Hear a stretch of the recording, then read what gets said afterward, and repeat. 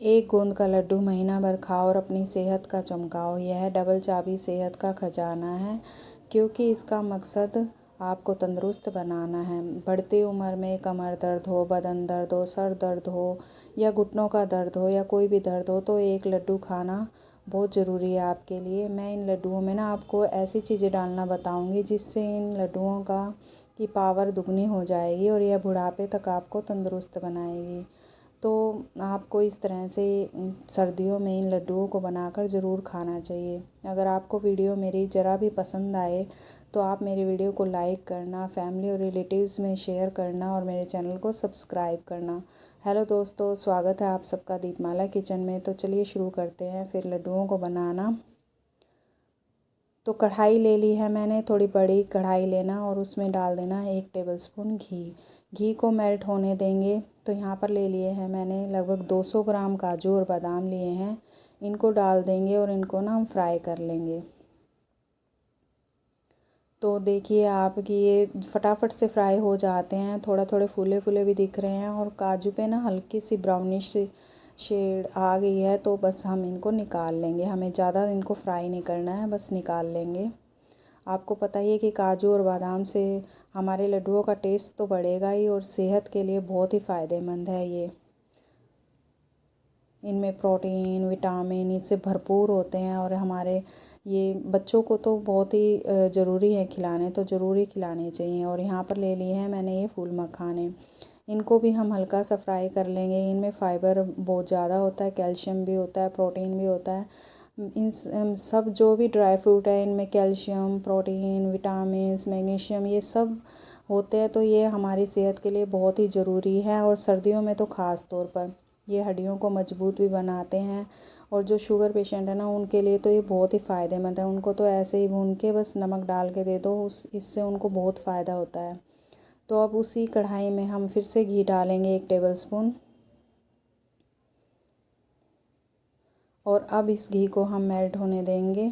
और यहाँ पर मैंने ले लिया है ये गोंद। गोंद ना आप बारीक वाले लें तो ज़्यादा फ़ायदेमंद है। अगर आपके पास मोटा है तो कोई बात नहीं, उसको आप थोड़ा ना क्रश कर लें, मतलब उसको थोड़ा सा दरदरा सा पीस लें, क्योंकि जितना बारीक गोंद होगा ना उतना हमारा अच्छा फ्राई होगा और वो अंदर से ना बिल्कुल भी कच्चा नहीं रहेगा। और अगर गोंद मोटा लेंगे आप तो वो अंदर से अगर थोड़ा सा भी कच्चा रह जाएगा तो वो दांतों में चिपकता है। देखिए कितना अच्छे से फूल गया है, बिल्कुल बारीक वाला गोंद है ये और इसको एडिबल गम भी बोलते हैं। तो देखिए हो गया है ये अच्छे से एकदम फ्राई और ना डालते ही मतलब ये पॉपकॉर्न की तरह फूल जाएगा। घी हमारा इतना गर्म होना चाहिए, इसको ठंडे घी में बिल्कुल मत डालना, थोड़ा घी अच्छा गर्म हो तभी आपको इसको डालना है। तो निकाल लेते हैं इसको प्लेट में। और गोंद तो सर्दियों में ना बहुत ही फ़ायदा करता है, हमारे शरीर को गर्म रखता है और हमारी हड्डियों की मजबूती के लिए, घुटनों के दर्द के लिए। और जो घुटनों में कट कट की आवाज़ आती है ना, तो सर्दियों में हम गोंद खा लें तो उससे बहुत फ़ायदा मिलता है। तो ये काफ़ी हमारे लिए फ़ायदेमंद है। तो अब मैंने दूसरा बैच भी डाल दिया है। तो यहाँ पर लगभग मैंने 200 ग्राम गोंद लिया है और मैंने सारे ही गोंद को अच्छे से फ्राई कर लिया है। तो मैंने तो इसको थोड़ा ज़्यादा डाल के ही फ्राई कर लिया है, क्योंकि मेरा गोंद बिल्कुल धूप में अच्छे से सिका हुआ है। थोड़ा अगर आपका सीलन वाला, मतलब जैसे हम मौसम के अकॉर्डिंग थोड़ी चीज़ें ऐसी सीलन सीलन वाली हो जाती है ना, अगर वैसा होगा तो अच्छे से ये फूलेगा नहीं। तो या तो इसको अच्छे से धूप लगाएं तब इसको आप फ्राई करें, तब ये बिल्कुल अच्छे से फूलेगा। तो देखिए कितने अच्छे से फूल गया है, तो अच्छे से सिक गया है। अब इसको भी निकाल लेते हैं। देखिए मैंने यहाँ पे ना गोंद का कलर थोड़ा ब्राउनिश सा रखा है, आप चाहें तो बिल्कुल वाइट कलर जैसे ही फूलता है वैसे ही निकाल सकते हैं, लेकिन इसका टेस्ट ना थोड़ा अच्छा आता है, मतलब कुरकुरा कुरकुरा सा लगता है। इससे गोंद के लड्डुओं में ना गोंद गोंद तो है ये, मतलब इससे कुरकुरापन आता है लड्डुओं में, तो इसलिए गोंद डालने से ना लड्डू का टेस्ट भी बढ़ जाता है और सेहत के लिए तो है ही ये भरपूर खजाना। तो इसको भी निकाल लिया है। अब डाल देंगे हम लगभग 250 ग्राम घी डाल दिया है मैंने कढ़ाई में, अंदाजे से ही डाला है, मुझे पक्का नहीं पता कि ये 250 ग्राम ही है, लेकिन मैंने इतना घी डाल दिया है।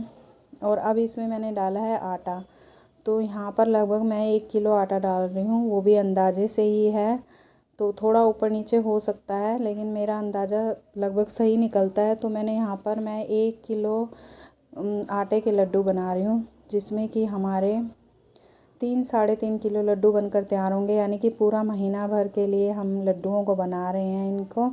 तो पहले मैंने इसमें इतना घी डाला है, मतलब 250 ग्राम के लगभग, और 1 किलो आटा डाला है, मतलब ज़्यादा आटा डाला है। तो इस थोड़े घी में ना हमारा आटा अच्छे से सिक जाएगा। ज़्यादा घी में हमें इसको चलाने में ना दिक्कत होगी, इसलिए पहले चाहें तो आप बग़ैर घी के भी आटा सेक सकते हैं, लेकिन हमारे यहाँ ना घी में ही आटा सेका जाता है लड्डुओं के लिए, तो मैं उसी तरीके से बना रही हूँ।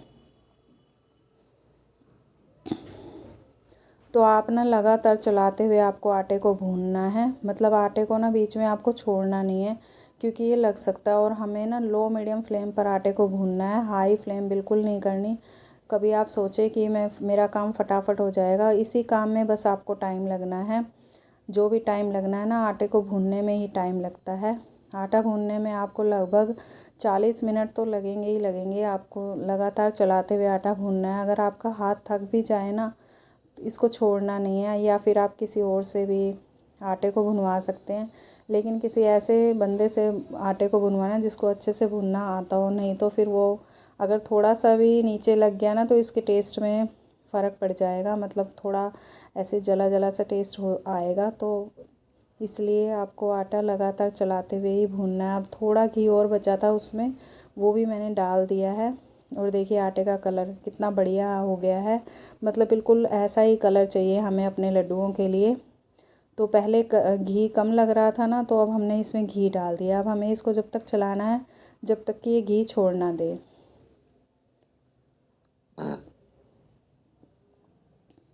तो ऐसे ही आप लगातार चलाते हुए इस आटे को अभी भूनना है। हमें इसको भूनते भूनते ना काफ़ी टाइम हो गया है। देखिए अब ये थोड़ा ढीला हो गया है, जैसे पहले बिल्कुल टाइट था ना चलाने में, तो अब थोड़ा ऐसे लग रहा है कि आराम से चल रहा है। तो ये ऐसे ही चलाते हुए अभी हमें इसको 4 से 5 मिनट और भूनना है। देखिए बिल्कुल हमें जैसे हलवा होता है ना उसका कलर आ जाता है, उसी तरह का कलर लेके आना है हमें आटे का, तभी हमारे लड्डू बढ़िया बनकर तैयार होंगे। देखिए हमारा आटा ना अब लगभग भुन चुका है। तो अब ये बस कढ़ाई हमारी गर्म है, इसलिए हम इसको चला रहे हैं। आप देख रहे हैं ना कि आटे का कलर और घी, मतलब इस तरह से ही होना चाहिए हमारा आटा। तो गैस की फ्लेम तो हमने पहले ही ऑफ़ कर दी थी। तो अब हम ले लेते हैं अपने जो भी ड्राई फ्रूट है वो। अब काजू और जो बादाम है उनको मैंने मिक्सी में कर लिया है, हल्का सा दरदरा सा करना है, बस पाउडर नहीं बनाना है इसका, आपको दरदरा ही बनाकर तैयार करना है।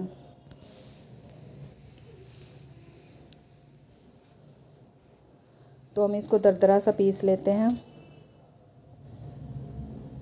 देखिए बस इस तरीके का, इसमें से हल्के हल्के काजू बादाम दिख रहे हैं। और जो हमारा गोंद है ना, इसको तो हम किसी भी कटोरी से या गिलास से, आप किसी से भी करें तो ये दरदरा सा हो जाएगा। ऐसे ही हम कर लेंगे इसको।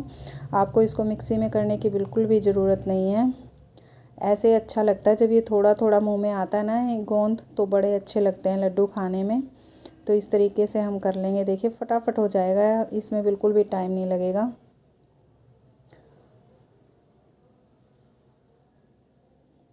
और जो यहाँ पर मखाने थे उनको भी मैंने मिक्सी में ही कर लिया है। अब हम आटा डाल देंगे इस बड़ी परात में, जो हमने आटा भून कर रखा है ना वो डाल देंगे परात में। सारे आटे को निकाल लेते हैं।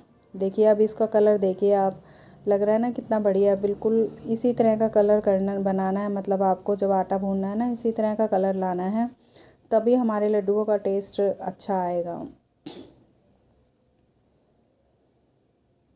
तो सारा ही निकाल लेंगे हम बड़ी परात में। ये प्रोसीजर आपको किसी भी बड़े बर्तन में करना पड़ेगा, तभी होगा।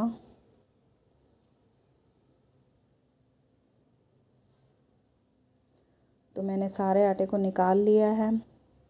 हमें कुछ भी बिल्कुल भी वेस्ट नहीं करना, पूरा आटा डाल देना। और ये मैंने लिया है नारियल का बुरादा। आप यहाँ पर चाहें तो गोले को ना घिसकर, नारियल को घिसकर भी डाल सकते हैं।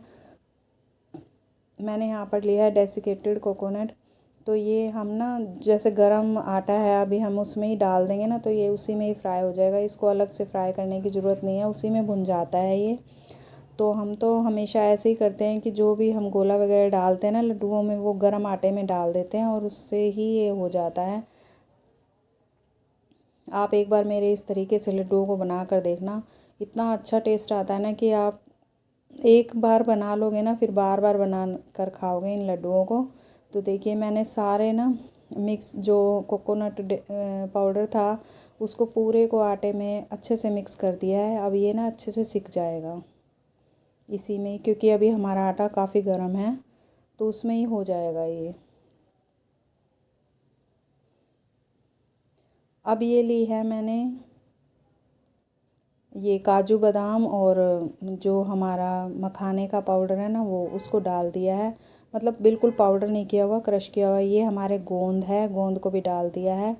तो हम सारी चीज़ों को डाल देंगे अब परात में और अब इसको ना मिक्स करते हैं।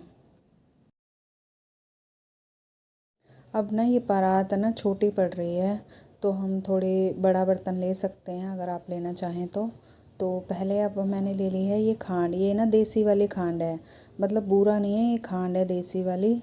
तो वो डाल देंगे यहाँ पर। मैंने पहले 1 किलो खांड ली है, उसमें से अभी थोड़ी बचा ली है।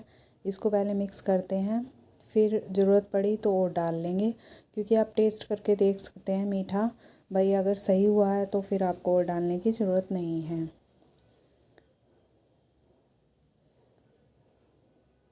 तो देखिए मैंने सारी ही डाल दी है और मैंने ना इसको अच्छे से मिक्स कर लिया है।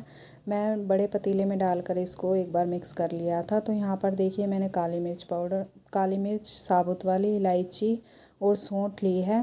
10-12 मैंने इलायची ली है, 15-20 काली मिर्च ली है और थोड़ी सी मैंने सौंठ ली है। इन सबको ना मिक्सर जार में डालकर इसका फ़ाइन पाउडर बना लेंगे। देखिए इनको लड्डुओं में डालने से ना इनका टेस्ट तो मतलब बढ़ेगा ही, साथ में ना गोंद के जो लड्डुओं की ना पावर भी बढ़ जाएगी। तो वैसे ही ये गर्माहट देने के लिए बहुत ज़रूरी है और इलायची फ्लेवर देने के लिए तो। और जो ये हमारे सौंठ है ये शरीर को गर्म रखने के लिए बहुत ज़रूरी है और ये ना हमारी इम्यूनिटी पावर भी बढ़ाती हैं।